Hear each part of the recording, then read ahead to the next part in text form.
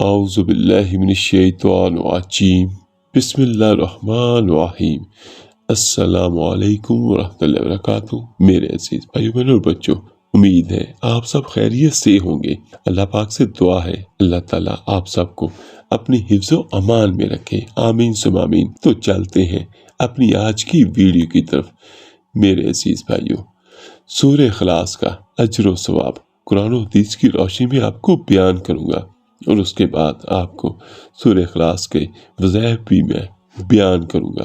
اس video کو سنیں اور سن کر اپنے دل کو دین و ایمان کی شمع سے روشن کیجیے گا۔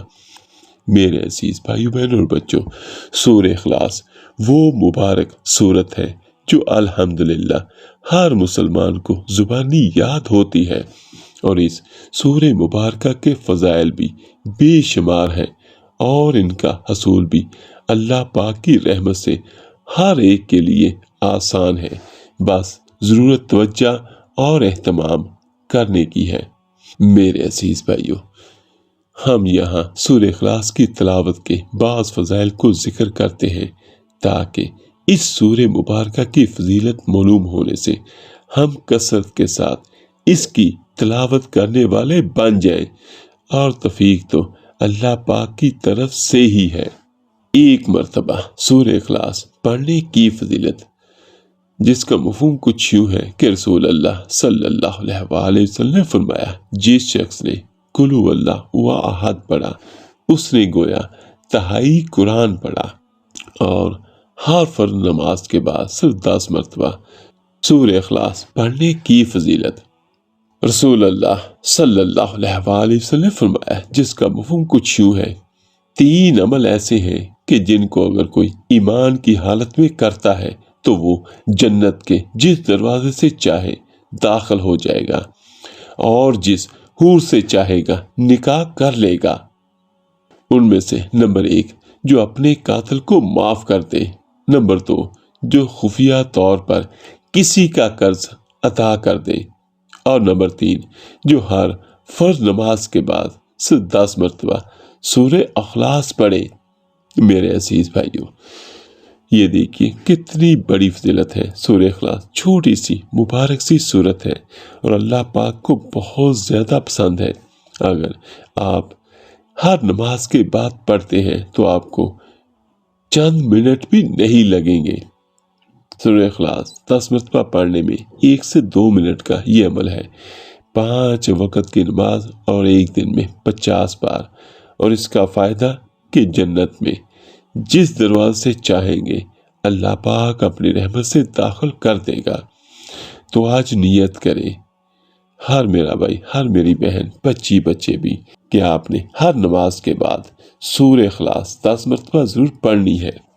تو یہ حدیث نبوی صلی اللہ علیہ وآلہ وسلم سن کر حضرت ابو بکر صدیق رضی اللہ تعالیٰ عنہ نے رسول اللہ صلی اللہ علیہ وآلہ وسلم کی خدمت میں عرض کیا، یا رسول اللہ صلی اللہ علیہ وآلہ وسلم، اگر ان میں کوئی ایک کام کرے، فرمایا اسے بھی یہی درجہ حاصل ہوگا۔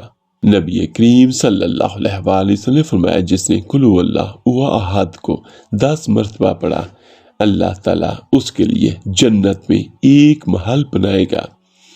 حضرت عمر رضی اللہ تعالیٰ عنہ نے یہ فضیلت سن کر عرض کیا، یا رسول اللہ صلی اللہ علیہ وآلہ وسلم، تب تو ہم اسے کثرت سے پڑھیں گے۔ آپ صلی اللہ علیہ وآلہ وسلم نے فرمایا، اللہ کے پاس کسی چیز کی کمی نہیں، اور وہ بہت پاکیزہ ہے، یعنی تم جتنا پڑھو گے اللہ تعالیٰ اتنے ہی محل تمہیں عطا فرمائے گا۔ اور 50 مرتبہ سورۃ اخلاص پڑھنے کی فضیلت حضرت انس رضی اللہ تعالیٰ عنہ سے مرفوع روایت ہے، جس کا مفہوم کچھ یوں ہے، جو 50 بار قل هو اللہ احد پڑھے گا، اللہ تعالیٰ اس کے 50 سال کے گناہ معاف کر دے گا، بشرطے کہ وہ 4 خصلتوں سے بچے: حرمت والا خون بہانے سے، اور حرام مال کھانے سے، اور زناکاری سے، اور ناجائز مشروب باز سے۔ اور طبرانی کی روایت میں ہے کہ نبی پاک صلی اللہ علیہ وآلہ وسلم نے فرمایا، جو نماز میں یا خارج نماز میں 100 بار قل هو اللہ احد پڑھے گا، اللہ تعالیٰ اس کے لیے جہنم سے آزادی لکھ دے گا۔ حضرت انس رضی اللہ تعالیٰ عنہ سے مرفوع روایت کیا، جو دن بھر میں 100 بار قل ہو اللہ احد پڑھے گا، اللہ تعالیٰ اس کے 200 برس کے گناہ معاف فرما دے گا، مگر یہ کہ اس پر قرض ہو، یعنی سارے گناہ معاف ہو جائیں گے، لیکن اگر کسی کا کوئی قرضہ دینا ہوا تو وہ معاف نہیں ہوگا۔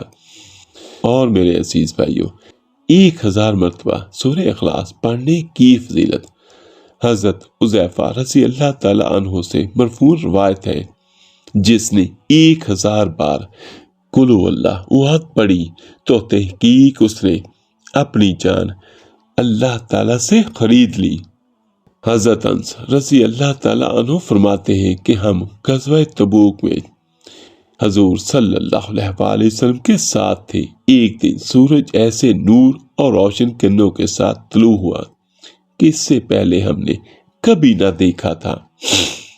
تھوڑی دیر بعد حضرت جبرائیل علیہ السلام نبی کریم صلی اللہ علیہ وآلہ وسلم کی خدمت اقدس میں حاضر ہوئے تو آپ صلی اللہ علیہ وآلہ وسلم نے فرمایا، جبرائیل علیہ السلام، جیسے آج سورج طلوع ہوا اس سے پہلے ایسا کبھی نہیں دیکھا۔ تو انہوں نے عرض کیا، یا رسول اللہ صلی اللہ علیہ وآلہ وسلم، آپ کے صحابی معاویہ بن معاویہ لیثی مدینہ طیبہ میں انتقال فرما گئے ہیں، اللہ تعالیٰ نے ان کی نماز جنازہ میں 70,000 فرشتے بھیجے ہیں۔ تو آپ صلی اللہ علیہ وآلہ وسلم نے دریافت کیا، انہیں یہ مقام کیسے حاصل ہوا؟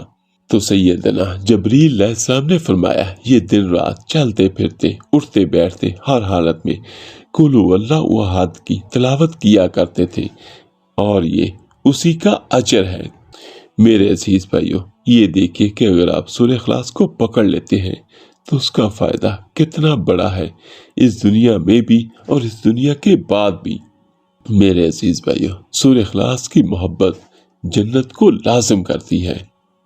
حضرت عائشہ صدیقہ رضی اللہ تعالیٰ عنہ فرماتی ہے کہ رسول اللہ صلی اللہ علیہ وآلہ وسلم نے ایک شخص کو کسی سریہ میں بھیجا تو وہ اپنے ساتھیوں کی امامت کراتے ہوئے وہ اپنی قرات کو قل ہو اللہ احد پر ختم کیا کرتا تھا۔ جب وہ لشکر واپس آیا اور لوگوں نے رسول اللہ صلی اللہ علیہ وآلہ وسلم کی خدمت میں اس بات کا تذکرہ کیا تو آپ صلی اللہ علیہ وآلہ وسلم نے فرمایا کہ اس سے پوچھو کہ وہ ایسا کیوں کرتا ہے۔